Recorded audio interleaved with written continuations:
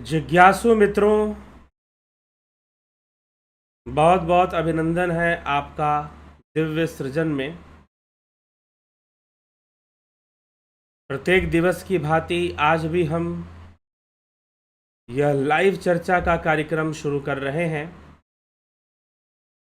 जैसा कि आपको विदित है, 20 सितंबर से 20 सितंबर से ध्यान योग और प्राकृतिक चिकित्सा का यह कोर्स जो है शुरू होने वाला है। आप इसे ज्वाइन कर इसका पूरा लाभ उठाइए। तो चलिए आज की चर्चा को हम आगे बढ़ाएंगे और आज की चर्चा का जो विषय है वह है शिव संहिता। शिव संहिता ग्रंथ से है। पहले इस ग्रंथ का परिचय हम ले लें कि यह क्या चीज है, इसके रचयिता कौन है, इसे लिखा किसने है, यह ग्रंथ किस काल का है, किस समय का है। तो शिव संहिता ग्रंथ जो है वो शिव पार्वती संवाद से निकला हुआ ग्रंथ है। इसके कोई रचयिता नहीं है। कहने का मतलब यह अज्ञात है। एक रचयिता तो हमेशा है और वो है भगवान शिव। तो भगवान शिव तो एक रचयिता है ही इस ग्रंथ के। तो शिव ही इसके रचयिता माने जाते हैं, लेकिन इसका प्राकट्य काल जो माना जाता है वो लगभग 10वीं शताब्दी माना जाता है। मतलब ईसा के बाद जो है 10वीं शताब्दी ईस्वी में, 10वीं ईस्वी में इसका प्राकट्य काल माना जाता है। यह ग्रंथ, इसकी विशेषता क्या है कि यह शिव पार्वती संवाद है और यह अद्वैत सिद्धांत का प्रतिपादन करता है। लेकिन अगर इसकी विचारधारा को मानेंगे तो अद्वैत विचारधारा को ही ये प्रस्तुत कर रहा है। आत्मा को ही प्रस्तुत कर रहा है, ब्रह्म को ही प्रस्तुत कर रहा है। लेकिन यह योग शास्त्र के अंतर्गत आता है, क्योंकि यह योग सिखाता है। अब योग में भी दो प्रकार के योग हैं, एक है हठ योग और एक है राजयोग। हम जो है एक श्रृंखला शुरू कर रहे हैं योग शास्त्र की। जितने भी योग शास्त्र हैं उन पर चर्चा करने की एक श्रृंखला शुरू हो रही है। तो यह बहुत लाभकारी है सामान्य जन के लिए भी, और जो योग विषय में पढ़ाई लिखाई करते हैं यूनिवर्सिटी से जो लोग पढ़ाई लिखाई करते हैं या फिर कुछ कंपटीशन एग्ज़ाम वगैरह या क्लियर करते हैं, तो उनके लिए भी ये वीडियोस जो योग शास्त्र पे चलने वाले हैं वो उनके लिए भी अच्छा ही होगा। वो भी काफ़ी इससे लाभ उठा सकते हैं। तो शिव संहिता, दो प्रकार से योग के बारे में चर्चा आती है। वैसे तो कई प्रकार के योग हैं, ठीक है। कहने के लिए भक्ति योग है, राजयोग है, ज्ञान योग है, लेकिन जो प्रैक्टिकल है, जो व्यवहारिक है, उसमें योग के दो प्रकार के भेद हैं और वह है हठ योग और राजयोग। ये दो भेद है, हठ योग और राजयोग। तो कुछ शास्त्र ऐसे हैं जो हठ योग राजयोग दोनों की चर्चा करते हैं। करते तो दोनों की ही हैं ज्यादातर, क्योंकि बिना राजयोग की चर्चा के योग की जो बात है, योग की जो विचारधारा है, वो कभी पूर्ण नहीं हो सकती। राजयोग की चर्चा तो करनी ही पड़ेगी। तो सभी ग्रंथों में राजयोग की चर्चा मिलती है, लेकिन कुछ ग्रंथ ऐसे हैं जो मुख्य रूप से राजयोग की ही चर्चा करते हैं। जैसे कि पतंजलि योग सूत्र मुख्य रूप से राजयोग की ही चर्चा उसमें मिलती है। उसमें हठ योग का अंश अगर हम ढूंढेंगे तो बहुत कम मिलेगा, 2% शायद मिलेगा।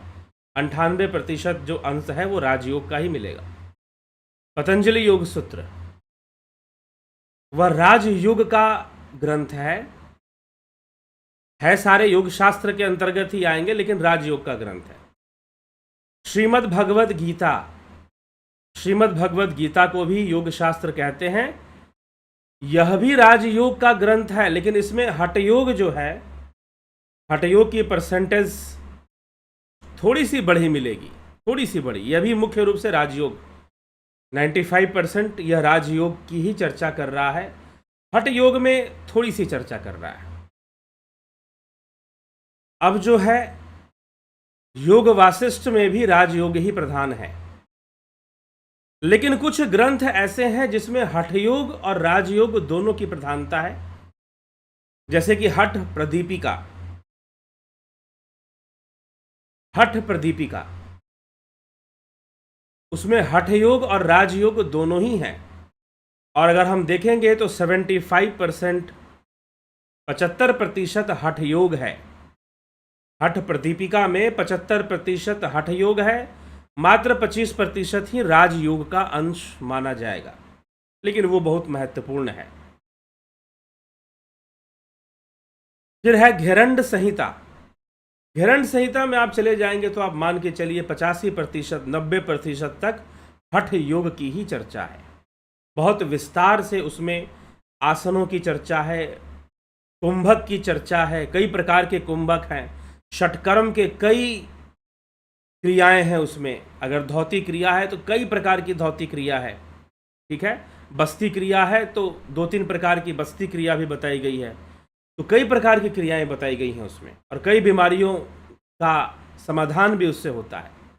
तो हठ योग का बहुत प्रमुख ग्रंथ है घेरंड संहिता, जिसमें हठ योग ही मुख्य अंग है उसका।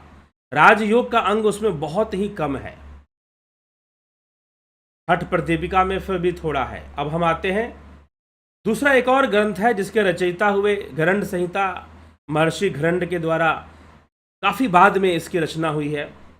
हठ प्रदीपिका लगभग 14वीं 15वीं शताब्दी में प्रकट होती है नाथ संप्रदाय के योगी स्वामी स्वात्माराम जी के द्वारा, और सिद्ध सिद्धांत पद्धति गुरु गोरखनाथ जी के द्वारा उनकी खुद की रचना है। गुरु गोरखनाथ जी की सिद्ध सिद्धांत पद्धति, यह भी हठ योग और राजयोग दोनों का समावेश आपको उसमें मिलेगा। तो वो गुरु गोरखनाथ जी की रचना है।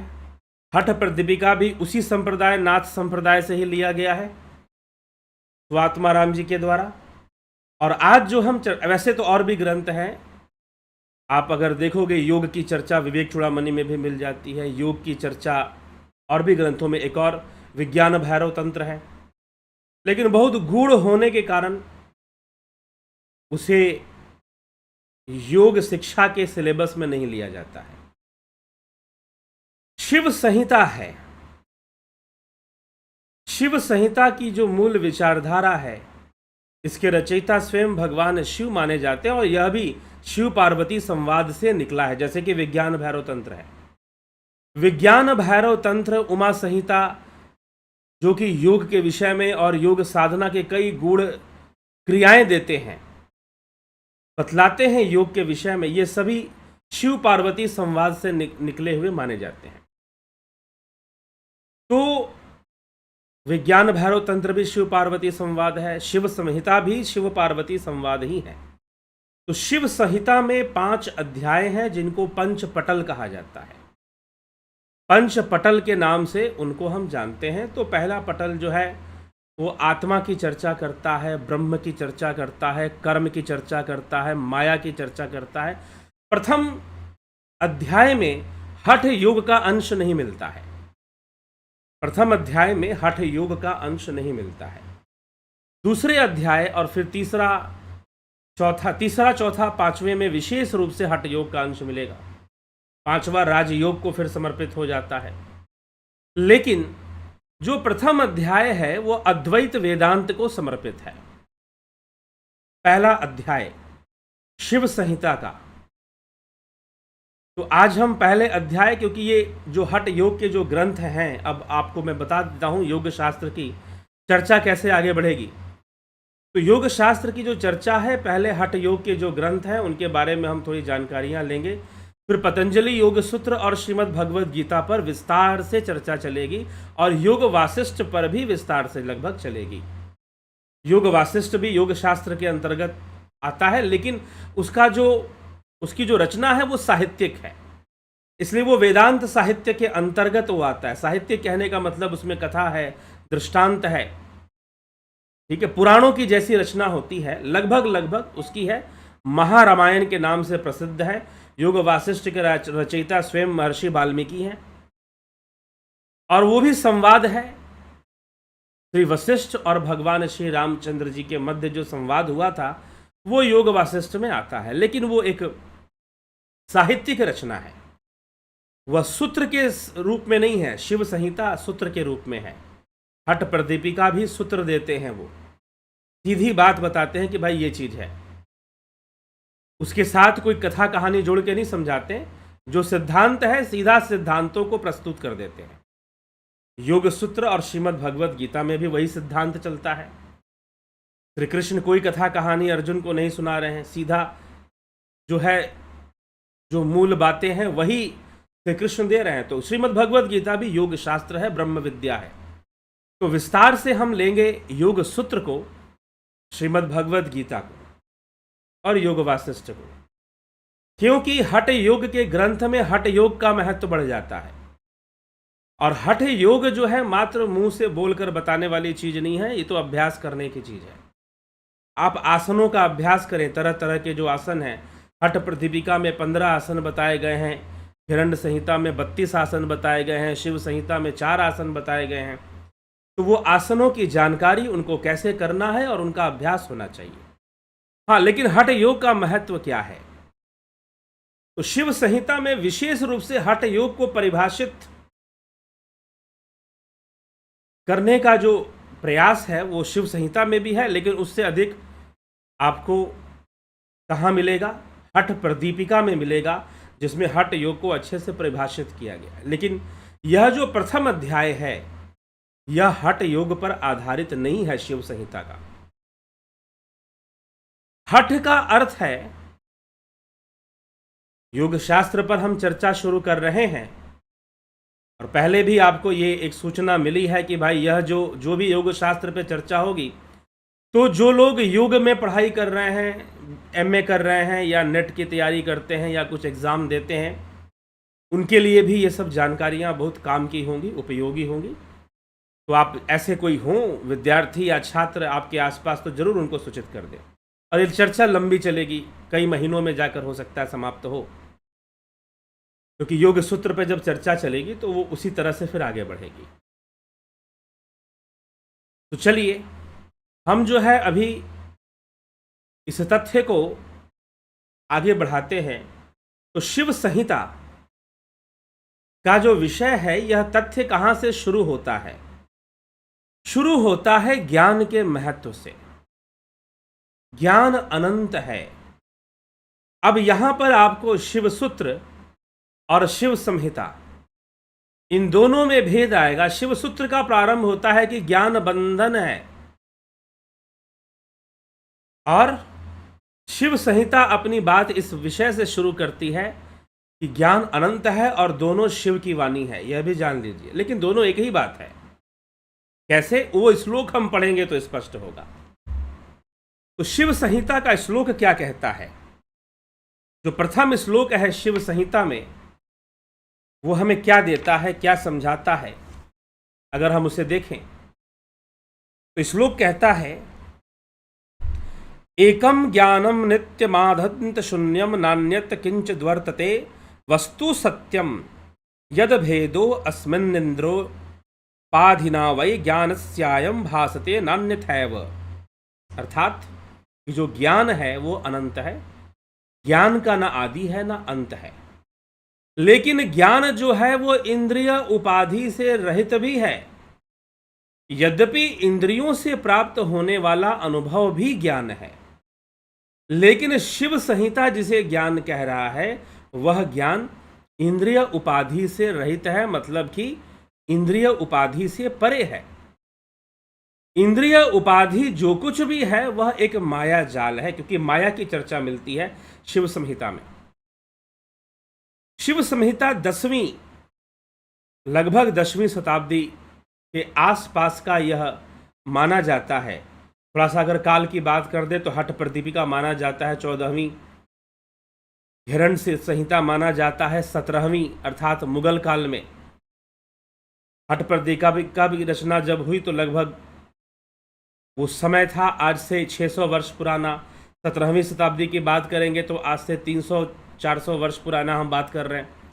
जब 10वीं की बात करेंगे तो कम से कम आज से 1000 साल वर्ष पुराना। और पतंजलि योग सूत्र कब की रचना है?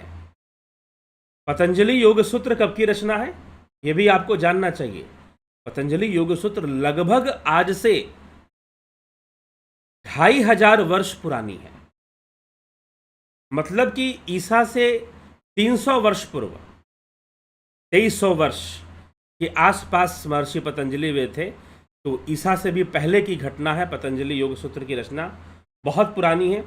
और अगर हम श्रीमद् भगवद गीता की बात करें तो आज से 6000 साल पहले हम चले जाएंगे, फिर 5500 साल वर्ष पहले द्वापर युग का काल माना जाता है, इस तरह से बताया जाता है।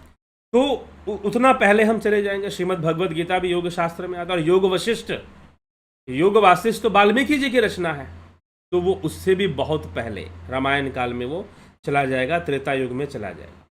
ठीक है, तो लगभग हम शिव संहिता से शुरू कर रहे हैं, जो कि 10वीं शताब्दी में इसका प्राकट्य माना जाता है। किसी योगी ने लिखा, संभवतः किसी अद्वैत सिद्धांत को मानने वाले किसी योगी ने इसकी रचना की होगी। ये अलग अलग लोग थे जिन्होंने योग शास्त्र दिया। जब हम हठ प्रदीपिका पढ़ेंगे तो नाथ संप्रदाय के सन्यासी, नाथ संप्रदाय के एक सिद्ध पुरुष ने, और स्वयं सिद्ध सिद्धांत पद्धति स्वयं गुरु गोरखनाथ जी की उनकी खुद की रचना है, मानी जाती है। और फिर घिरंड संहिता माना जाता है कि घिरंड ऋषि, घिरंड वैष्णव संप्रदाय से थे।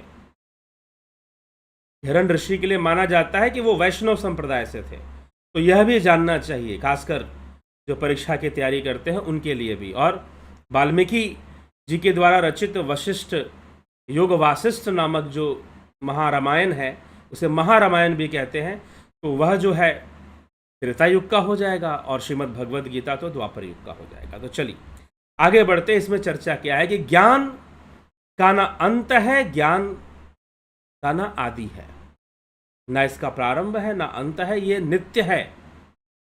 और ज्ञान जो है यह इंद्रिय उपाधियों से परे इसको मानना चाहिए, क्योंकि इंद्रिय तत्व जो है वह क्या है, इंद्रिय विषय जो है वह तो आपका माया के अंदर आएगा, क्योंकि ये सारी चीजें माया से निकलती हैं, माया के सारा विषय है। इसी को आगे बढ़ाते हुए अब शिव संहिता में भगवान शिव माता पार्वती से कहते हैं कि भाई देखो, बहुत तरह के लोगों को इंद्रियों से अनुभूतियां होती है, और जो इंद्रियों से जो अनुभूतियां होती है वो कई प्रकार के विवाद उत्पन्न करते हैं। कुछ लोग कहते हैं कि ईश्वर है, तो कुछ लोग कहते हैं कि ईश्वर नहीं है। कुछ लोग कहते हैं कि ऐसा है और कुछ लोग कहते हैं कि वैसा है। ठीक है, लेकिन जो ज्ञान का संदर्भ है वो इन सब चक्करों में वो नहीं पड़ता है। ये ध्यान रखिएगा, ज्ञान इस बात का झगड़ा नहीं करता है कि ईश्वर है या नहीं है। ज्ञान क्या कहता है, if there is a god you should know him. तुम्हें जानने को महत्व देता है। कि स्वामी विवेकानंद जी एक बार बनारस गए, काशी गए, तो वहां पर दो संप्रदाय के जो ब्राह्मण थे वो आपस में लड़ रहे थे। एक बोल रहा था कि मेरे शिव बड़े हैं, एक बोल रहा था कि नहीं मेरे विष्णु जी बड़े हैं, दूसरा बोलता है कि नहीं शिव जी ही बड़े हैं, बोलता है कि नहीं विष्णु जी ही बड़े हैं। स्वामी विवेकानंद जी ने कहा कि तुमने अपने शिव को कभी जाना है? तुमने क्या कभी विष्णु को जाना है कि विष्णु कौन है, कहाँ से आते हैं, क्या हैं? बोले कि नहीं, हमने पुराणों में पढ़ा है, जाना तो नहीं है ना, जानना तो नहीं है, और जाना नहीं है तो फिर तुम जान के आओ, और उसे जो शैव मत उनको जाओ, तुम शिव को जान कर आओ। तो यहां पर भगवान शिव कहते हैं कि देखो, बहुत तरह के लोग बातें करते हैं, बहुत तरह का वाद विवाद होता है। इसमें कई श्लोक लिए गए हैं इसी वाद विवाद के अंतर्गत इस शास्त्र में। और ये जो जितने भी ये द्वंद्व हैं, द्वंद्वात्मक है, कभी सुख आता है कभी दुख आता है, लेकिन मूल रूप से जो शिव संहिता है वो सांख्य और बौद्ध विचारधारा के एक बात पर टिकती है, और वो है कि यह संसार दुखमय है। यह शरीर किस लिए मिला है? तो दुख भोगने के लिए मिला है। और जो सुख का अनुभव हो रहा है वो लगभग छल के रूप में हो रहा है, वो माया के रूप में हो रहा है। वो टिकने वाला नहीं है, आएगा और चला जाएगा, बाकी दुख ही है। तो शरीर कर्मों का भोग भोगने के लिए यह प्राप्त हुआ है। तो अब जो ज्ञान है, उस ज्ञान की प्राप्ति वैसे इस संसार में कैसे होती है? तो वैसे इस संसार में तो पहले तो भगवान शिव कहते हैं कि देखो जो कुछ भी है सत्य क्या है। माता पार्वती को समझाते हुए कहते हैं कि सत्य क्या है। जिनको, जो लोग विद्यार्थी हैं अगर आप में से, तो कृपया वो अपना कॉपी पेन लेकर बैठे और जो मैं बोल रहा हूं उसमें से पॉइंट नोट करते जाएं, तो ज़्यादा बेहतर होगा। तो सत्य क्या है? तो भगवान शिव कहते हैं कि आत्मा ही सत्य है। आत्मा ही सत्य है और यह संपूर्ण जगत भी आत्मा है। यह तो माया के कारण, इंद्रियों के कारण यह जगत आत्मा से अलग दिखाई दे रहा है। लेकिन जब आत्मज्ञान हो जाएगा, जब वास्तव में आत्मज्ञान हो जाएगा, अब यहां पर आत्मज्ञान और ब्रह्म ज्ञान का भेद नहीं है, ध्यान रखिएगा। जब आत्मज्ञान हो जाएगा, तो विवेक चूड़ामणि में भी आत्मज्ञान ब्रह्म ज्ञान का भेद नहीं बताया गया, ठीक है, एक ही चीज है। तो जब आत्मज्ञान हो जाएगा तो योगी जान जाएगा कि यह जगत और यह आत्मा अलग अलग नहीं है। इंद्रियों के कारण यह जगत अलग दिखाई दे रहा है, यह जगत भिन्न दिखाई दे रहा है। तो इंद्रियों के कारण ऐसा संभव हो पा रहा है, लेकिन आत्मा ही सत्य है। आत्मा के विषय में कई मंत्र, कई श्लोक यहां पर भगवान शिव देते हैं। क्या कहते हैं, आइए देखते हैं। कर्मकांड के विषय में, आत्मा के विषय में कई प्रकार के मंत्र यहां प्रस्तुत किए गए हैं। तो कर्म की चर्चा भी भगवान शिव यहां करते हैं, आत्मा की चर्चा भी करते हैं, मन की चर्चा है, इंद्रियों की चर्चा है, तन्मात्राओं की चर्चा है, ठीक है। तो इसी ज्ञान को, कि ज्ञान मिलता कहां से है, हमें ज्ञान की प्राप्ति कैसे होती है, तो आत्मा के विषय में समझाते हुए भगवान शिव कहते हैं कि सर्प बुद्धिर यथा रजो शुक्तौ वा रजत ब्रह्म तद्वेद तद्व देवमिदं विश्वम विवृतम परमात्मनि। अब यह जो श्लोक है वेदांत शास्त्र के अंतर्गत आएगा, अद्वैत की, जो आदि गुरु शंकराचार्य देते हैं कि जिस प्रकार रस्सी में सर्प बुद्धि का भ्रम और सीपी में रजत चांदी का भ्रम हो जाता है, उसी प्रकार यह सब जगत परमात्मा में व्यावृत है। हमें संसार वैसे ही दिखाई देता है जैसे रस्सी में सांप दिखाई देने लगे। अब जब वो माया की व्याख्या इसमें मिलेगी, तो माया की व्याख्या बड़ी सुंदर है। तो आप जब इस ग्रंथ को पढ़ेंगे तो आपको विवेक चूड़ामणि से मिलता जुलता मिलेगा। तो हो सकता है कि इसके रचयिता आदि गुरु शंकराचार्य हों, क्योंकि इसके रचयिता को अज्ञात बताया गया है कि पता नहीं कौन रचयिता है। फाइनली ये माना जाता है कि शिव तो बोल ही रहे, शिव की वाणी है, तो शिव तो है ही रचयिता, शिव तो रचयिता है ही इसके। लेकिन जो इसमें जो चर्चाएं मिलती हैं प्रथम अध्याय में, वो सब आदि गुरु शंकराचार्य के द्वारा रचित जो ग्रंथ हैं उनमें पाए जाते हैं। और इसका काल भी, इस ग्रंथ का प्राकट्य काल भी उसी समय का माना जाता है, ठीक है।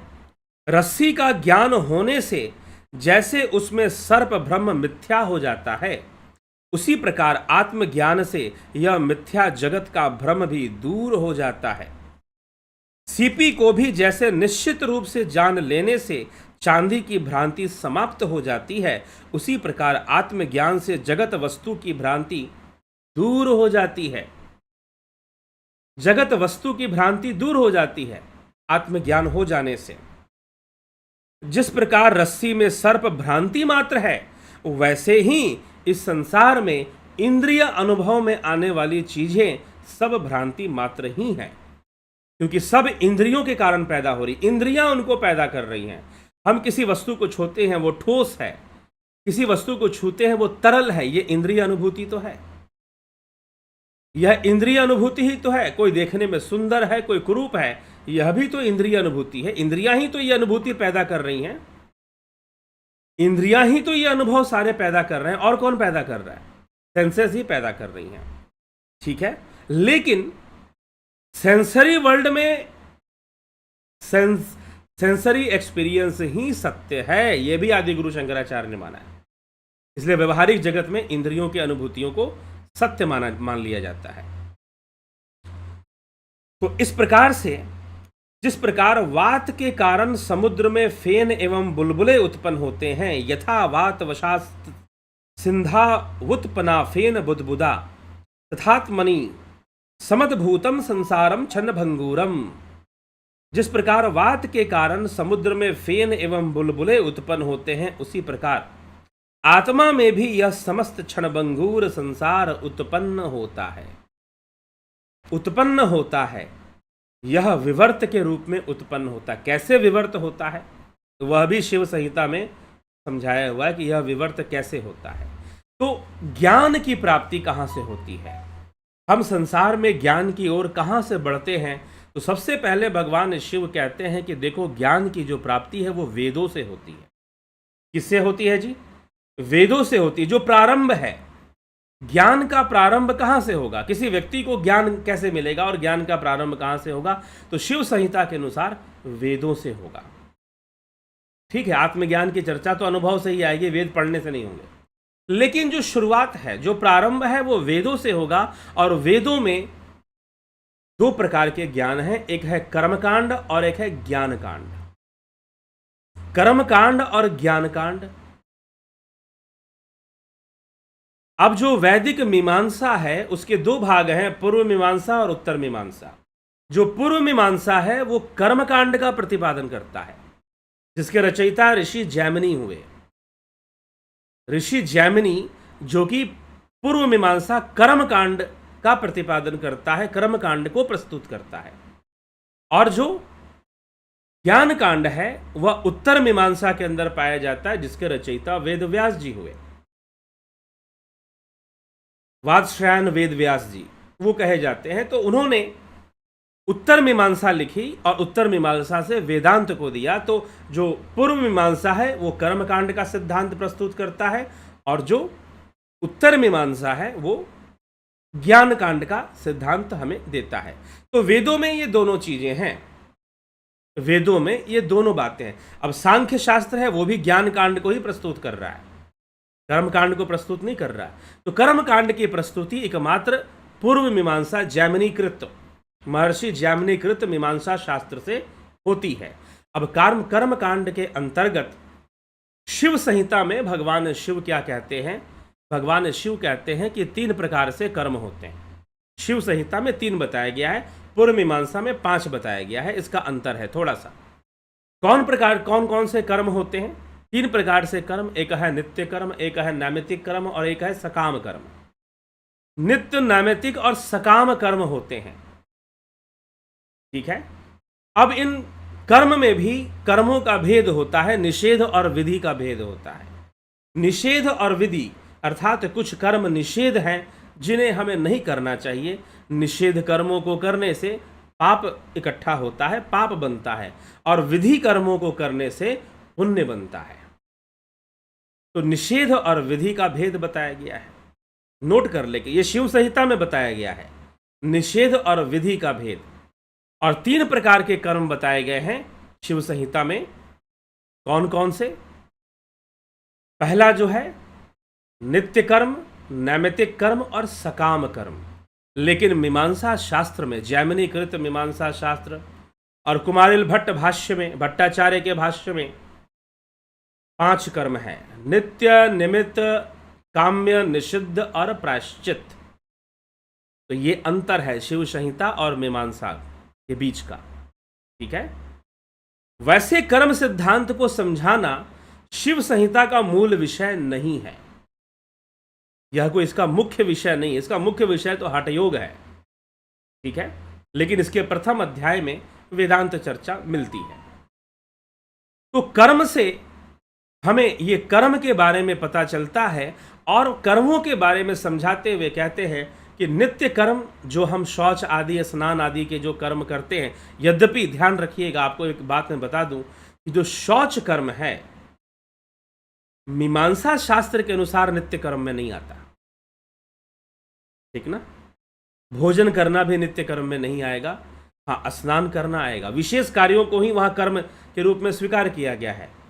तो इसके लिए अगर आप जो है जानना चाहते हैं, इस विषय को बढ़िया से समझना चाहते हैं, तो फिलॉसफी के ऊपर जो कोर्स आने वाला है, फिलॉसफी के ऊपर जो कोर्स शुरू होने वाला है, उसको ज्वाइन कर लीजिएगा। उसकी अनाउंसमेंट जल्द ही कुछ दिनों में कोशिश की जा रही है। उसके बारे में कई तरह के विचार विमर्श अभी चल रहे हैं, तो जल्द ही आपको सूचना उसके विषय में मिल जाएगी। ठीक है। तो शिव संहिता में जो कर्म के विषय में कहा गया, नित्य, नैमित्तिक, सकाम, एक 3 प्रकार के कर्म होते हैं। नित्य में हम रोज जो कर्म करते हैं, निमित्त में जो जैसे कि किसी ओकेजनल कर्म जो होते हैं, ओकेजनल कर्मकांड, ओकेजनल पूजाएं जो होती हैं, जैसे कि मकर संक्रांति में, दिवाली में, या फिर विवाह के समय कुछ पूजा पाठ होता है, बच्चे के जन्म के समय, या फिर श्राद्ध कर्म होता है, तो ये सब नैमित्तिक के अंतर्गत आते हैं। सकाम, कामनाओं की पूर्ति हेतु अगर कोई पूजा पाठ किया जाता है तो उसे सकाम कर्म, या फिर कोई दूसरा भी कर्म होता है तो वो सकाम कर्म भी की श्रेणी में वो चीज़ें फिर आती हैं। इसमें भी कुछ निषेध और विधि हैं। अगर निषेध होगा तो पाप इकट्ठा होगा, और विधि पूर्वक होगा तो पुण्य इकट्ठा होगा। लेकिन अब चर्चा आगे बढ़ती है शिव संहिता की, कर्मों से आगे बढ़ती है, और कर्मों से आगे बढ़ते हुए भगवान शिव माता पार्वती को समझाते हुए कहते हैं कि पाप हो चाहे पुण्य हो, दोनों ही बंधन है, दोनों ही बंधन है।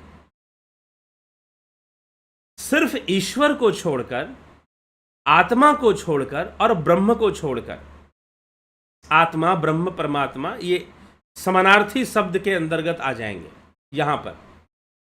तो इनको छोड़कर देवता हो गए, या जितने भी प्रकार के जीव हैं, देवता भी उसमें हो गए, वो सब के सब नश्वर हैं, वो सब परिवर्तनशील हैं, वो सभी कर्म बंधन में हैं, कर्मों का ही फल भोग रहे हैं। मनुष्य का जो शरीर है वो कर्मों का फल भोगने के लिए ही उसे प्राप्त हुआ है। वो सब कर्मों का ही फल भोग रहे हैं, और कर्मों का फल भोगने के लिए ही उसे मनुष्य का ये शरीर या कोई भी देह 84 लाख योनियों में वो उसे इसीलिए प्राप्त हुआ है कि वो कर्मों का फल भोगे। लेकिन यह मुक्ति नहीं है। अगर तुम कर्म सिद्धांत को जान गए, तुमने बहुत पुण्य इकट्ठा कर लिया, तो उस पुण्य से तुम्हारी मुक्ति संभव नहीं है। तुम इस कर्म चक्र में, काल चक्र में उलझे रहोगे। तुम इस काल चक्र में सर्वदा फंसे ही रहोगे। ठीक है। तो काल चक्र में फंसे रहना, काल चक्र में उलझे रहना, ये तुम्हारी स्थिति बनेगी, और आवश्यक हो जाता है कि आप जो है आत्मज्ञान की ओर आगे बढ़ें, आत्मज्ञान की प्राप्ति के लिए प्रयासरत हों, तभी आपकी मुक्ति संभव है, और बिना आत्मज्ञान के मुक्ति संभव नहीं है। ठीक है। तो इसीलिए जो भगवान शिव हैं वो आत्मज्ञान की महिमा समझाना, यहाँ पर जो हमने अभी कुछ श्लोक देखे कैसे आत्मज्ञान की महिमा समझा रहे हैं। अब आत्मज्ञान की महिमा समझाते हुए, ब्रह्म की महिमा समझाते हुए सृष्टि रचना का वर्णन मिलता है। शिव संहिता के प्रथम अध्याय में सृष्टि, ब्रह्म के द्वारा सृष्टि की रचना हुई है। ठीक है। ब्रह्म के द्वारा सृष्टि की रचना हुई है, और सृष्टि की रचना कैसे हुई है, तो यह भी आपको वेदांत से मिलता जुलता, वैसे योग शास्त्र है, लेकिन योग का जो सिद्धांत है वो सांख्य पे आधारित होता है, और वेदांत का जो सिद्धांत है, इसीलिए मैं एक अनुमान लगाता हूं कि यह जो शिव संहिता है संभवतः आदि गुरु शंकराचार्य की रचना होगी। लेकिन इसे अज्ञात माना जाता है कि इसके रचयिता कौन है। इसके रचयिता शिव ही माने जाते हैं, स्वयं आदिनाथ भगवान शिव माने जाते हैं। ठीक है। तो इसीलिए जो लोग पढ़ाई करते हैं उनके लिए यही जरूरी है कि शिव संहिता के रचयिता वो भगवान शिव को ही लिखे, वही माने वो। ठीक ना। लेकिन इसकी रचना से ऐसा लगता है कि चर्चा वैसी है जैसे कि यहां पर लगभग पंचीकरण जैसा सिद्धांत लिया गया है सृष्टि रचना में। पंचीकरण क्या है? एक विशेष टॉपिक है अद्वैत वेदांत के अंदर, वेदांत शास्त्र में। तो जब जो लोग फिलॉसफी के कोर्सेज होंगे उसमें उसको क्लियर किया जाएगा। लेकिन यहाँ पर पंचीकरण का सिद्धांत लिया गया है कि तत्वों का निर्माण होता है उन तत्वों और इंद्रियों के बीच में। तत्वों और इंद्रियों के बीच में क्या है? तन्मात्राएं होती हैं। तन्मात्राएं कौन कौन सी हैं? तत्व कौन कौन से हैं? तन्मात्राएं कौन कौन सी हैं? तत्व है आकाश तत्व, वायु तत्व, अग्नि तत्व, जल तत्व और पृथ्वी तत्व। ये 5 तत्व हैं। इनकी तन्मात्राएं कौन कौन सी हैं? तो तन्मात्राएं हैं शब्द, जिसकी इंद्रियां, शब्द किन इंद्रियों से हम ग्रहण करते हैं, ये याद करने का विषय है, ये स्मरण रखने का विषय है। शब्द को हम अपने कानों से ग्रहण करते हैं, कर्ण से ग्रहण करते हैं, ठीक है। शब्द के बाद है स्पर्श, स्पर्श को हम त्वचा से ग्रहण करते हैं। स्पर्श के बाद है रूप, रूप को हम नेत्रों से ग्रहण करते हैं, इसकी इंद्रिय नेत्र हैं। और रूप के बाद है रस, रस को हम जिह्वा से ग्रहण करते हैं, वहां पर जिह्वा इंद्रिय बन जाती है। और उसके बाद है गंध, गंध को हम नासिका से। ये 5 तन्मात्राएं बताई गई हैं शिव संहिता में, ये बहुत महत्वपूर्ण है। तो पंच तन्मात्राओं का निर्माण कैसे होता है? उनका संबंध इंद्रियों से बनता है, तन्मात्राओं के माध्यम से इंद्रियों से संबंध बनता है। लेकिन तत्व कैसे बनते हैं? तो सबसे पहले ब्रह्म के तेज से अथवा ब्रह्म के ही विवर्त से आकाश तत्व बनता है, ऐसा कहा गया। शिव संहिता में जो सृष्टि का सीक्वेंस बताया गया है कि सृष्टि हो कैसे रही है, कैसे सृष्टि हो रही, लगभग वेदांत में भी वैसा ही बताया हुआ है। लेकिन पंचीकरण के सिद्धांत में और गूढ़ चर्चा है, पंचीकरण के सिद्धांत में और गूढ़ चर्चा है। तो हम इसको समझने का प्रयास करेंगे। तो यहां देखिए, इस एक चार्ट को देखिए, उत्पत्ति क्रम, तत्व और गुण। तो ब्रह्म के तेज अंश से आकाश तत्व की उत्पत्ति होती है, जिसका गुण है शब्द, जिसका गुण है शब्द। और आकाश से वायु की उत्पत्ति होती है, जिसका गुण है स्पर्श, मूल गुण उसका स्पर्श है, लेकिन शब्द उसमें रहेगा, क्योंकि ब्रह्म सर्वव्यापी है और ब्रह्म का तेज भी सर्वव्यापी है। ब्रह्म का तेज भी सर्वव्यापी है। हठ योग के सिद्धांत को समझने के लिए इस प्रक्रिया को भी समझना बहुत जरूरी है, क्योंकि इसी के आधार पर साधनाओं की उत्कृष्टता को समझाया जाता है कि सबसे श्रेष्ठ साधना कौन है। यद्यपि जब तक हम प्रैक्टिकली साधना करेंगे नहीं, तब तक स्पष्ट नहीं होगा। लेकिन अगर किसी व्यक्ति को, जो कि साधना में उच्च अवस्था को प्राप्त नहीं कर रहा है, उसको विश्वास दिलाने के लिए ये तरीका है समझाने का। तो ब्रह्म के तेज अंश से आकाश की उत्पत्ति होती है, और आकाश का गुण है शब्द। शब्द को ग्रहण करते हैं हमारे कान। आकाश से, आकाश और ब्रह्म से वायु, वायु की उत्पत्ति होती है, और वायु का गुण है स्पर्श, मूल गुण है स्पर्श, लेकिन उसमें शब्द भी है। जब हवा बहती है तो उसमें आवाज होती है कि नहीं होती है? आकाश तत्व है तभी ध्वनि है, आकाश तत्व है तभी ध्वनि है, ठीक है। और आकाश और वायु के मिलने से अग्नि तत्व का निर्माण हो जाता है, अग्नि तत्व प्रकट हो जाता है। और अग्नि का जो गुण है, वो पहला जो मुख्य गुण है अग्नि का रूप, नेत्रों का विषय है रूप। लेकिन इसमें स्पर्श और शब्द भी है, ये मत सोचिएगा कि उसमें स्पर्श और शब्द नहीं है। ये हमारे शास्त्र कितने वैज्ञानिक थे और कितने तर्कपूर्ण ढंग से बातों को बताते हैं, वो यहां समझने योग्य बात है। तो आकाश और वायु से अग्नि उत्पन्न हुआ, और अग्नि में रूप है, मतलब नेत्र वहां काम करेंगे। मुख्य तो गुण उसका रूप है, लेकिन उसमें स्पर्श है। अगर चमड़े से सटेगा तो जलेगा, तो स्पर्श का अनुभव तो करवा ही रहा है। शब्द भी है, अग्नि से ध्वनि निकलती है। जब अग्नि प्रज्वलित होती है, प्रचंड अग्नि, आप देखो उसमें से ध्वनि निकलती है, ठीक ना। तो अग्नि में शब्द भी है, स्पर्श भी है, रूप भी है। और आकाश में स्पर्श, वायु तत्व में स्पर्श और शब्द है, आकाश तत्व में मात्र शब्द है, वायु तत्व में स्पर्श और शब्द है, अग्नि में रूप, स्पर्श और शब्द है। अब जल तत्व कैसे बना? तो आकाश, वायु और अग्नि, इन तीनों को मिलाकर ब्रह्म तो सर्वव्यापी, सब में रहेगा ही रहेगा। ब्रह्म का तेज तो पहले ही लिख दिया गया ना, ब्रह्म के तेज अंश से आकाश तत्व का विवर्त हो जाता है, वो प्रकट हो जाता है। उसके बाद ये श्रृंखला चलती है। फिर आकाश, वायु और अग्नि के मिल जाने से जल तत्व बनता है। और जल में क्या है? जल का विशेष गुण है रस। जल का विशेष गुण है रस। और रस जो है उसमें रूप भी है। क्या जल में रूप नहीं है? आप जल को देख भी तो सकते हो, पानी को, और उसका स्पर्श भी। अगर वो जल से आप छुओगे तो गीला गीला आपको महसूस होगा आपके स्किन पर, चमड़े पर, तो उसका स्पर्श भी है। और जब पानी जब बहता है तो उसमें शब्द भी है, तो शब्द तो रहेगा, सब में शब्द रहेगा। तो रस, रूप, शब्द, स्पर्श, यह किसका गुण है? यह जल का गुण है। जल में गंध नहीं होता, ध्यान रखिएगा। जल में गंध नहीं होता, एकदम शुद्ध पानी होगा, उसमें किसी प्रकार का गंध आपको नहीं मिलेगा। अग्नि में भी, शुद्ध अग्नि में भी किसी प्रकार का कोई गंध नहीं, जब तक उसमें पृथ्वी तत्व ना हो। तो आकाश, वायु, अग्नि, जल, इन तीनों को मिलाकर, इन चारों को मिलाकर, क्षमा करें, आकाश, वायु, अग्नि, जल, इन चारों को मिलाकर पृथ्वी तत्व निर्मित हो जाती है। और पृथ्वी के अंदर गंध भी है। इसका मूल गुण है गंध। पृथ्वी का जो मूल गुण है वह है गंध। इसमें गंध भी होगा, रस, रूप, स्पर्श, शब्द, पांचों के पांचों आ जाएंगे पृथ्वी के अंदर। पांचों तन्मात्राएं पृथ्वी में हैं। गंध भी है, रस भी है, रूप भी है, स्पर्श भी है, शब्द भी है। ठीक है।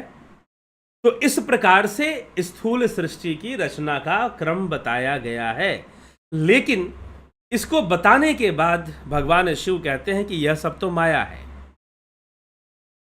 क्योंकि यह सारी जो चीजें हैं आपके इंद्रिय अनुभूति में आती हैं, आपके सेंस एक्सपीरियंस में आती हैं।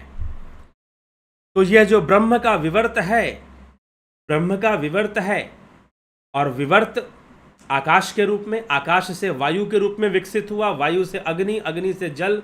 मतलब कि विवर्तवाद तो है वेदांत में, लेकिन विवर्तवाद में भी विकास क्रम को लिया गया है। मतलब विकासवाद के सिद्धांत को लिया गया है, इवोल्यूशनरी थ्योरी को लिया गया है, इवोल्यूशन को लिया गया है। ये विकसित हो रहे हैं। ऐसा नहीं कि कोई परमात्मा जी बैठकर सबको बना रहे हैं, कहीं पर बैठे हों और सबको बना रहे हों। अब कई लोगों को मैं एक बात और आपसे शेयर करना चाहूंगा। यहां पर मैंने ऐसा देखा कि मैं ये बोलता हूं कि परमात्मा कहीं बैठ के बना रहे हैं, ऐसा नहीं है, चीज़ें विकसित हो रही हैं। तो कई लोगों को हिंदू समाज में, आप दूसरे लोगों को छोड़ दीजिए जो सनातन धर्मी नहीं है, जो सनातन धर्मी हैं, कुछ लोगों को उनको बड़ा बुरा लगता है। अरे ये क्या बात हो, ये कहते कि नहीं विकसित हुआ है परमात्मा ने। अरे मैं नहीं कहता भाई, सांख्य शास्त्र कह रहा है, हमारे ग्रंथ कह रहे हैं। नहीं, हम तो यही मानते हैं कि हमारे भगवान ने सब रचा है, उन्होंने अपनी मर्जी से, प्रेम से हमें बनाया है।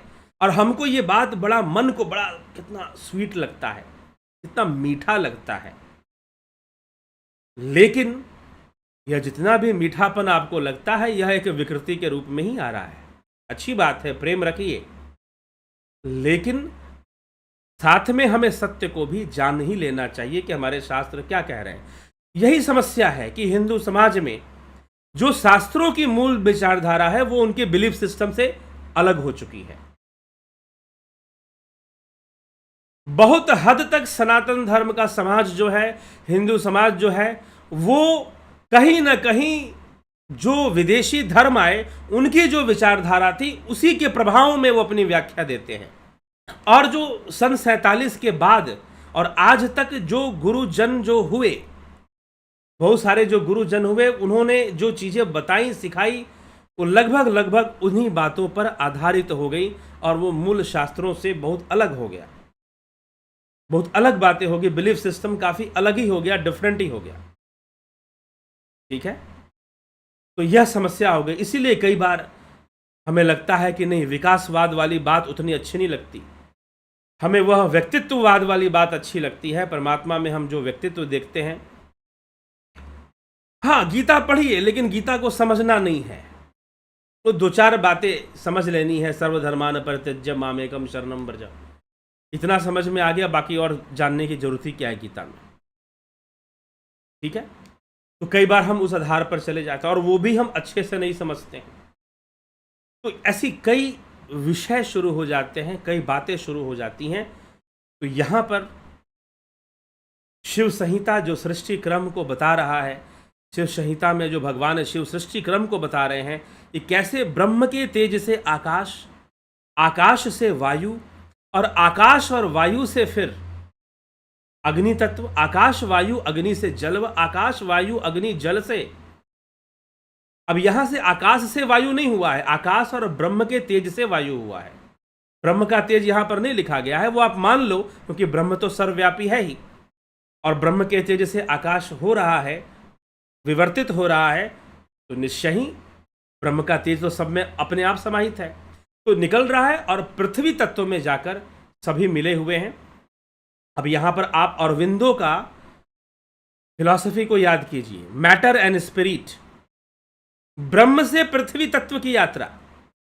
पृथ्वी मैटर हो गया और ब्रह्म को उन्होंने कॉन्शियसनेस बताया, सच्चिदानंद बताया। जो अरविंदो का जो सिद्धांत है, जो इंटीग्रल वेदांता का जो सिद्धांत है, इंटीग्रेशन का, जो श्री अरविंदो के बारे में हमने समग्र वेदांत उसको कहा जाएगा। इंटीग्रल वेदांत मतलब समग्र वेदांत।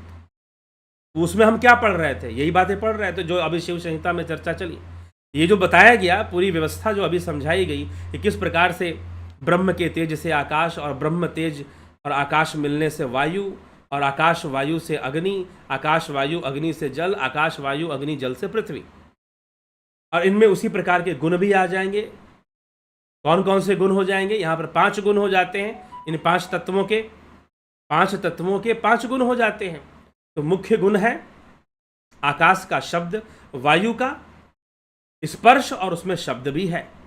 अब शब्द सब में रहेगा, शब्द सब में रहेगा, पृथ्वी तक शब्द रहेगा, लेकिन पृथ्वी का जो मूल गुण है वो गंध है, वो गंध है। तो इस प्रकार से सृष्टि प्रक्रिया बताई गई है। लेकिन फिर अंत में भगवान शिव माता पार्वती को समझाते हुए कहते हैं कि जितनी भी इंद्रिय अनुभूतियां हैं वो सब की सब माया है, वो सब की सब माया है। और माया के अंदर 2 प्रकार की शक्ति काम करती है। विवेक चूड़ामणि में भी इसकी चर्चा मिलती है। कौन कौन सी? माया की 2 शक्तियां हैं, आवरण और विक्षेप। माया की 2 शक्तियां हैं, आवरण और विक्षेप। इस आवरण और विक्षेप की चर्चा आपको विवेक चूड़ामणि में भी मिल जाएगी। माया की 2 शक्तियां हैं, आवरण और विक्षेप। आवरण क्या है? आवरण मतलब कवर अप कर देना, जो सच्चाई है वो ना दिखाई दे और कुछ और ही दिखाई देनी शुरू हो जाए। जो सच्चाई है वो ना दिखाई दे और कुछ और ही दिखाई देना शुरू हो जाए। तो माया क्या करती है? और माया क्या है? यह जो विवर्त हो रहा है ना ब्रह्म के तेज का, इसी से माया अस्तित्व में आ रही है। वैसे माया भी कुछ भी नहीं है, वो भी विवर्त रूप में ही है, लेकिन उससे माया अस्तित्व की चलते चलते चलते चलते चल जा रहा है। जैसे कि अब है विक्षेप। विक्षेप मतलब होता है विकृति। विक्षेप का अर्थ समझिए, एक तरह से विकृति हो जाना। जैसे कि आप अगर फिजिक्स आपने पढ़ी हो, थोड़ी सी ऑप्टिक्स पढ़ी हो, ऑप्टिक्स, तो क्या होता है कि अगर पानी में, नहीं तो पढ़ने की भी जरूरत नहीं है, खुद देख सकते हो इस चीज को। पानी में अगर कोई चीज डालोगे, मान लो कि आपके पास कोई पेन है, कलम है, इस तरह का अगर पेन है आपके पास, आप पानी में डालोगे, एक बोतल है और आप पानी में इसको डालेंगे, तो आपको क्या दिखेगा कि वो जो पेन है वो टेढ़ा हो गया या टूट गया। वो बिल्कुल वैसा ही नहीं दिखेगा, ठीक ना, बिल्कुल वैसा ही नहीं दिखेगा, वो थोड़ा सा टेढ़ा हो गया, जैसे ऐसे दिखेगा। तो इसको बोलते हैं विक्षेप, मतलब कि मूल अवस्था से विकृत हो जाना। तो माया की 2 शक्तियां हैं। माया क्या करती है? एक तो पर्दा डाल देती है सत्य के ऊपर, सत्य पे पर्दा नहीं डालती है। हमारे इंद्रियों के कारण माया जो है हमें माया दिखाती है, मतलब इंद्रियों से वो सत्य नहीं दिखा सकती। तो एक इसलिए गो गोचर जह लग मन जाई, सो सब माया जानहु भाई, गोस्वामी तुलसीदास जी कहते हैं। गो गोचर जह लग मन जाई, सो सब माया जानहु भाई। तो इंद्रियों में ये चीज प्रकट होती है। तो इंद्रियां क्या करती हैं? माया को प्रस्तुत करती हैं आवरण और विक्षेप के रूप में। मतलब जो वास्तविकता है वो ना दिखेगा और जो चीज दिखेगी वो विकृत दिखाई देगी। पड़ी थी रस्सी, दिखने लगा सांप। पड़ी थी रस्सी और दिखने लगा सांप। ठीक है। पानी में जब हमने कोई वस्तु डालेंगे तो उसकी छवि बदल जाएगी, उसका इमेज चेंज हो जाएगा। आप डाल के देख सकते हैं। बोतल में, पानी का बोतल हो या कोई शीशे वाला ऐसा कोई बर्तन हो जिसमें कि पात्र हो, या फिर ऐसे भी आप पानी में कोई चीज डालोगे तो बदलेगा वो। ऐसा लगेगा जैसे मोटा हो गया, टेढ़ा हो गया, बदल गया, कुछ और हो गया वो। ठीक है। तो ये जो विकृति आ गई यही विक्षेप है, और आवरण है कि उसके ऊपर उसके जो वास्तविक स्वरूप है। वास्तविक स्वरूप क्या है? ब्रह्म है। वास्तविक स्वरूप क्या है? आत्मा है। उसका जो वास्तविक स्वरूप है उस पर पर्दा पड़ गया।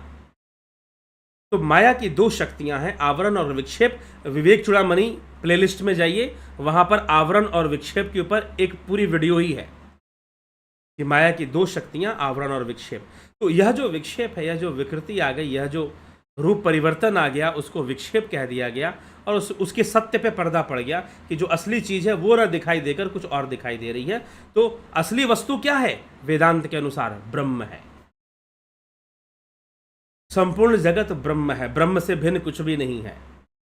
विवेक चूड़ामणि अद्वैत सिद्धांत, हमने इसको पहले भी चर्चा में लिया है। जब विवेक चूड़ामणि पिछले साल लगभग इसी समय पर, जिस समय पर आज हम शिव संहिता की चर्चा शुरू कर रहे हैं, लगभग इसी समय पर विवेक चूड़ामणि की चर्चा चल रही थी। तो विवेक चूड़ामणि, उसमें यह विशेष चर्चा, आवरण और विक्षेप की विशेष चर्चा मिलती है। तो शिव संहिता में भी भगवान शिव माता पार्वती को माया की शक्तियां बताते हैं कि यह आवरण और विक्षेप से निर्मित है, और मनुष्य का जो शरीर है वह भी आवरण युक्त है, वह भी माया निर्मित है। और यह जो शरीर है, इसका हेतु क्या है? यह किस कारण मिला है? तो दुख भोगने के लिए मिला है। यह अंततः इसमें हमें दुख की प्राप्ति होती है। अनेक जो हम कर्म करते हैं उन कर्मों का भोग प्राप्त होता है। इस प्रकार से यह शरीर हमें प्राप्त हुआ है। तो यह लगभग प्रथम पटल में इतनी बातें भगवान शिव, मुख्य मुख्य जो पॉइंट्स हैं, वैसे तो श्लोकों में कई ढंग से बातों को लिखा हुआ है। मैंने सोचा कि अगर श्लोक पढ़ेंगे तो ये पूरा ही नहीं होगा आज। तो हठ योग का यह ग्रंथ है, शिव संहिता हठ योग का ग्रंथ है। लेकिन पहले अध्याय में अद्वैत वेदांत की चर्चा इसमें मिल रही है, और फिर दूसरे अध्याय में हम जाएंगे, फिर मुद्राओं की भी चर्चा है, आसन की चर्चा है, ठीक है, और फिर समाधि की चर्चा है। तो पूर्णतः योग विषय पे चर्चा शुरू हो जाती है। इसी प्रकार से हम ये जो ग्रंथ देखेंगे, इनका एक संक्षिप्त जानकारी, हर श्लोक या हर इनके श्लोक पर हम आपको चर्चा नहीं करेंगे, लेकिन इसमें जो भी जानकारी है वो आपको जरूर बताई जाएगी। जो हठ योग के जो ग्रंथ हैं, जैसे कि शिव संहिता भी हो गया, हठ योग प्रदीपिका, हठ प्रदीपिका, और फिर हिरण्य संहिता, इसके बारे में आपको वीडियोस मिलेंगी। पहले भी लोगों ने कहा कि आपने योग पर चर्चा की, लेकिन बाकी कई शास्त्र हैं योग के, उन पर चर्चा नहीं की। तो इस बार पूरी चर्चा होगी, उन पर भी चर्चा होगी। कोशिश करेंगे गुरु गोरखनाथ जी के द्वारा रचित सिद्ध सिद्धांत पद्धति पर भी चर्चा लाएंगे। तो ये चर्चाएं चलेंगी। अभी 4 अध्याय बाकी हैं शिव संहिता के, उन पर भी हम एक एक दिन का वीडियो आपको मिलेगा। फिर हठ प्रदीपिका, हिरण्य संहिता, और फिर पतंजलि योग सूत्र की विस्तार पूर्वक चर्चा होगी। श्रीमद् भगवद गीता की भी विस्तार पूर्वक चर्चा होगी। ठीक है, तो चलिए, तो इसी के साथ आज की चर्चा को हम विराम देंगे। और आप लोग जो हैं जिन्होंने अटेंड किया है, देख लें कौन कौन है। सविता नायक जी, बहुत अभिनंदन है। जैसे हम नाव में बैठकर नदी पर नौका विहार से नदी का आनंद लेते हैं, पर नदी का वास्तविक आनंद डुबकियाँ और तैरने में है, ऐसे ही ज्ञान की बातें सुनना नाव में बैठने जैसा है। ठीक है, इस चैनल से जुड़े नवीन श्रोताओं, यहाँ बताई जाने वाली साधना बड़े ही शांतिदायक तरीके से आगे बढ़ती है। मैं स्वयं सीखकर शांति प्रसन्नता लाभ ले रही हूँ। बहुत अच्छी बात है। मेरे द्वारा यह लिखने का उद्देश्य मात्र इतना है कि नवीन साधक भी आनंद से सराबोर हो जाएं। ठीक है, बहुत अच्छी बात है। नवजोत नाथ जी, अमन कक्कर जी, शंकर प्रसाद जी, अवधेश कुमार, नवज्योति नाथ, जगत नारायण, राकेश मराठे, भास्कर जोशी, विनोद के सूद, अशोक गोयल, विष्णुचंद्र मौर्य, रूपलाल विश्वकर्मा, विक्रम सिंह, अवनी प्रधान जी, उषा श्रीवास्तव, रमेश पेशवानी, धर्मानंद पंडित जी, राजू पाल जी, सृजन महंता, राम निवास मीना, शिखर शर्मा, संतोष गुप्ता, नरसा राम जी, रतन सिंह जी, संतोष गुप्ता जी। ओम तत्सत। मैं दृष्टा या साकही का डिफरेंस जानना चाहती हूँ। मैं 20 सितंबर को ध्यान योग की क्लास भी ज्वाइन करूँगी जरूर। दृष्टा व साकही मतलब साक्षी आपने लिखना था, एक ही बात है। दृष्टा भाव और साक्षी भाव, दृष्टा भाव और साक्षी भाव का अर्थ क्या है? दृष्टा भाव का क्या अर्थ होता है? मान लीजिए विटनेस समझते हैं कोर्ट में, भाई कोई घटना घट रही थी, कहीं कोई क्राइम हो रहा था, किसी ने देखा, बस देखा उसने और कुछ नहीं किया, ठीक ना? तो वो साक्षी हो गया कि नहीं? या तो उसने कुछ नहीं, लेकिन अपराधी को पकड़वाने में वो सहायता कर सकता है, तो हम उसे क्या बोलते हैं कि उसने किया कुछ भी नहीं, लेकिन वो साक्षी है, घटना का साक्षी है। उसने वहां पर क्राइम होते हुए देखा है, लेकिन उसने क्राइम रोकने का प्रयास नहीं किया। उसने सोचा कि मैं रोकने जाऊंगा मैं ही मारा जाऊंगा, ठीक ना, मुझे नुकसान हो सकता है। या फिर उसे समझ में नहीं आया कि भाई क्या घटना घट रही है वहां पर। जब घटना घट गई तो उसे समझा कि अरे ये तो बहुत बड़ा क्राइम हो गया, ठीक है। तो दृष्टा, साक्षी। जब योगी इस संसार को सिर्फ देखता है, सिर्फ साक्षी अवस्था में चला जाता है, इस संसार के साथ इन्वॉल्व नहीं होता, मतलब उसकी माया में वो इन्वॉल्व नहीं होता, और यदि कर्म और कर्तव्य रूप में इन्वॉल्व हो भी तो अपनी भावना से, अपनी नियत से इन्वॉल्व नहीं हो रहा। यही भगवान कृष्ण, हालांकि बहुत सूक्ष्म विषय है, अभी हमें समझ में नहीं आ सकता। जब हम योग करेंगे, योग साधना की उच्चतम अवस्था को प्राप्त करेंगे, तो हम देखेंगे कि हाँ, ऐसा संभव है कि हम इस संसार को देखें भी और इसमें इन्वॉल्व भी ना हो। नहीं हो रहा है तो यह साक्षी भाव बनता है, यह दृष्टा भाव बनता है। लगभग एक ही अर्थ है, लिखने में साक्षी और दृष्टा है, लेकिन एक ही अर्थ है, ठीक है। वैसे आप अगर व्यवहारिकता में आ जाएंगे तो अर्थ अलग हो सकता है। साक्षी और दृष्टा का अर्थ व्यवहारिकता में अलग हो सकता है। हो सकता है कि कोई व्यक्ति दृष्टा हो लेकिन साक्षी बनने के लिए तैयार ना हो। वो बोलेगा नहीं, मैं इसका साक्षी, मैं इसका प्रूफ नहीं बनूंगा, मैं विटनेस नहीं बनने वाला, मैं देखा है लेकिन मुझे बनना नहीं, ये वो कह सकता है। लेकिन जब हम यह बात आध्यात्म के दृष्टिकोण से समझेंगे तो एक ही विषय है, साक्षी होना, दृष्टा होना, ठीक है। बलवंत सिंह गोहिल, बिमला शाह, रामविलास जी, पीकू कुचाड़िया जी, बहुत अभिनंदन है। कन्हाई कुमार जी, सुजाता देसाई, प्रथमेश, आपके प्रवचन बहुत अमूल्य होते हैं, लाभ उठाइए। श्वेता राय सिन्हा जी, बहुत अभिनंदन है। विनोद कुमार शर्मा, सरोज कृष्णानी, श्वेता कुमारी, आशा रानी, रविंद्र मकवाना, पंकज सोनी, रामलखन राजपूत, गंभीर शाह, धन्यवाद भारत, रसीला दवे, इंदेश्वरी मिश्रा जी, संदीप सरोहा जी, ब्रिजभान जटाधारी, अर्जन भाई चौहान, काशीनाथ,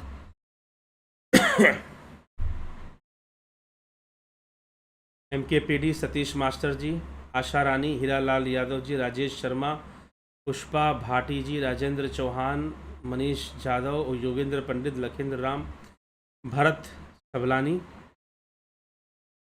रोजी Shepherd. Can I wear 8 mukhi rudraksha and white chandan locket together? मर्जी है, पहनिए।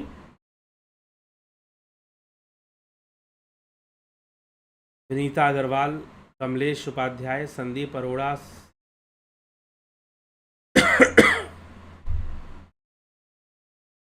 क्या यह ब्रह्मांड एक है? इस ब्रह्मांड की तरह भी ब्रह्मांड है? कृपया बताइए। जी यहाँ ब्रह्मांड एक है, ब्रह्मांड एक है, क्योंकि सब ब्रह्म का अंड है। हाँ, अब अंड बहुत सारे हो सकते हैं, अब उस अंड में भी कई अंड हो सकते हैं, तो इस दृष्टिकोण से यह भी कह सकते हैं कि ब्रह्मांड कई हो सकते हैं, कई यूनिवर्स हो सकती हैं। अब यूनिवर्स को लेकर कई थ्योरीज हैं, बिग बैंग थ्योरी है, स्टडी स्टेट थ्योरी है, पैरेलल यूनिवर्स की थ्योरी है। ठीक है, अगर थ्रू साइंस हम जाते हैं, जो डिस्कवरीज हैं, या फिर कुछ डिस्कवरीज हैं और कुछ जो है इन्फ्रेंसेस हैं, इस मामले में सब डिस्कवरी नहीं है। ठीक है, स्टडी स्टेट थ्योरी है एक, कि हमेशा जो ब्रह्मांड है जैसे है वैसे ही रहेगा, बदलेगा नहीं, और उसको प्रमाणित भी किया जाता है। जो भी चेंजेस दिखाई दे रहे हैं वो सारी न्यूट्रलाइज हो जाती हैं। जो स्टडी स्टेट थ्योरी देने वाले जो साइंटिस्ट हैं वो कहते हैं कि एनर्जी कंजर्व होती रहती है, तो हर चीज़ न्यूट्रलाइज होती है और घूम फिरकर वो एक ही जगह पर बनी रहती है। ठीक है, बिग बैंग थ्योरी है। ठीक है, तो इस तरह से ब्रह्मांड जो है कई हैं या अनेक हैं। आप वहां पर चले गए, जो साइंटिफिक जर्नल्स आते हैं वहां पर कह दिया जाता है कि पैरेलल यूनिवर्स भी हो सकता है, दूसरा यूनिवर्स भी हो सकता है, और यूनिवर्स रिक्रिएट भी हो सकता है। यूनिवर्स खत्म हो जाएगा एक दिन, जिस तरह से एक्सपैंड हो रहा है बिग बैंग के कारण, वो एक दिन खत्म हो जाएगा। सारी जो अर्थ की मूवमेंट, सन की मूवमेंट सब रुक जाएगी, ऐसा वैज्ञानिकों का एक इन्फ्रेंस है, एक अनुमान है। ठीक है, अनुमान है ये, कोई वो पक्का बात नहीं कहते। वो अनुमान भी कोई परफेक्ट अनुमान नहीं है, बस एक मान्यता। बिग बैंग भी एक अपने आप में 100% प्रूव्ड थ्योरी नहीं है। हाँ, ऐसा पाया गया कि जो ग्रह हैं, जो गैलेक्सीज हैं, वो एक दूसरे से दूर जा रही हैं। It means they are expanding, but in reality क्या घटना घट रही है वो क्लियर नहीं है बिग बैंग को लेकर भी। तो इसलिए कई ब्रह्मांड हैं, सब ब्रह्म तो एक ही है ना, उसमें अंड कई हो सकते हैं, ये कहा जा सकता है। ठीक है, गणेश आंबेकर जी, देवरतन बलदावा जी,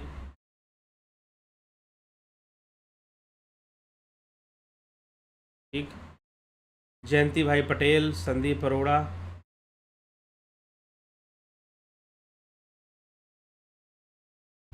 गुरु जी जो तत्व आपने समझाए हैं, क्या वो प्रकृति के तत्व हैं या ब्रह्म इन्हें उत्पन्न करता है? जी हाँ, ब्रह्म से ही उत्पन्न हो रहे हैं, ब्रह्म के ही विवर्त हैं। विवर्त मतलब मैनिफेस्ट हो रहे हैं, प्रकाशित हो रहे हैं, और इंद्रियों के द्वारा अनुभव गम्य हो रहा है। ये सारी बातें इंद्रिय तल पे की गई, लेकिन इन सबसे परे जाकर हमें आत्मा को जानना है, क्योंकि इन तत्वों से निर्मित जो संसार है वो दुखमय है, ऐसा कहा गया शिव संहिता में।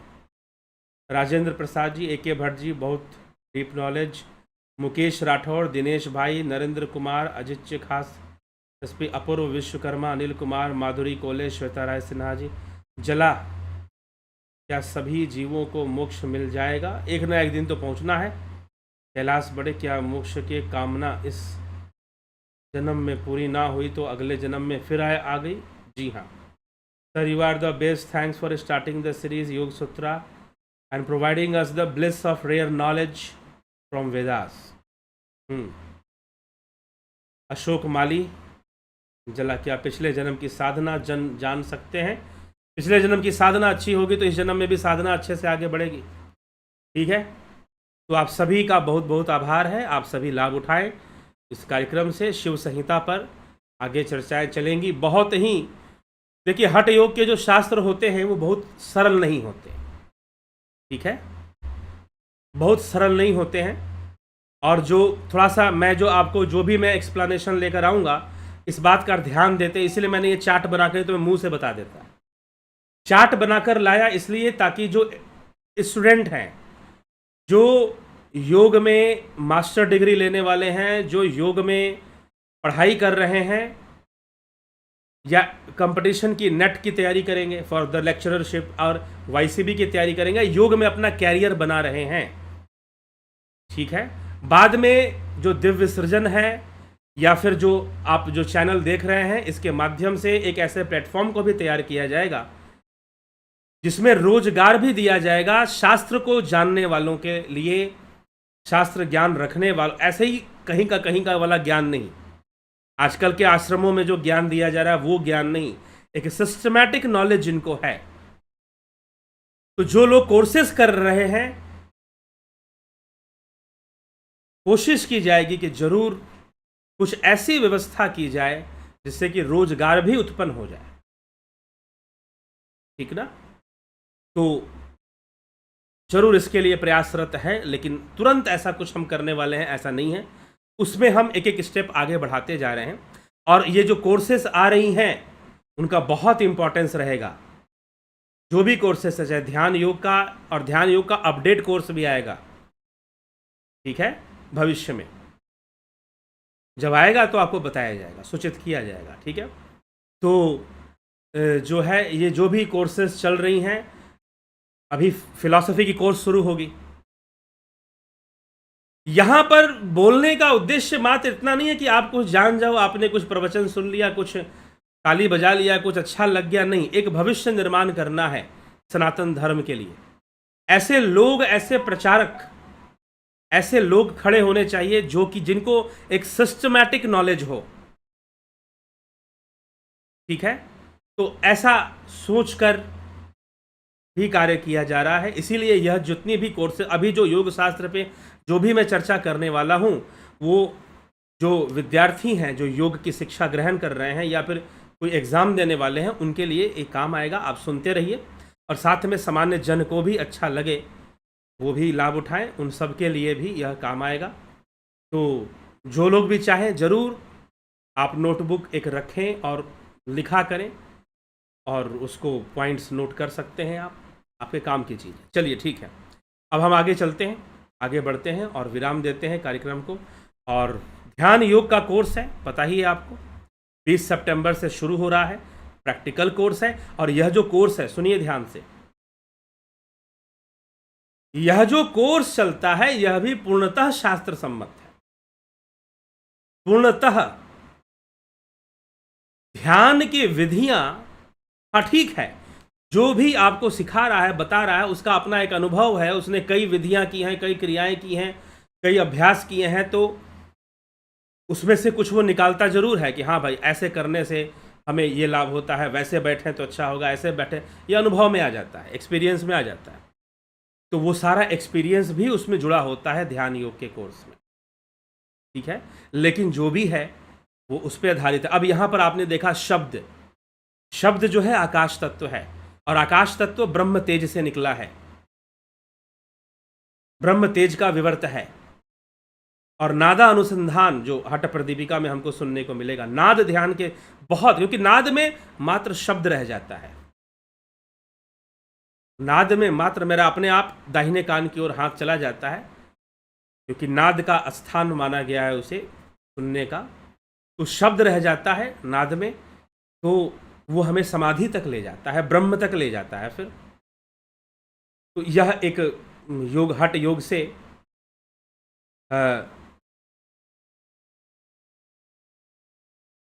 तो हठ योग से जो ग्रंथ हैं, अब हठ योग की और भी चर्चा बाकी। हठ योग का परिभाषा, रहस्य, कई बातें हैं जो अभी नहीं बताई है मैंने, बताएंगे आगे, मिलेगा, रोचक है बहुत, तो उससे संबंधित जानकारियाँ मिलेंगी, ठीक है। तो समाधि तक की चर्चा, आसन से लेकर समाधि तक की चर्चा होती है, कैसे होती है, किस तरह से होती है।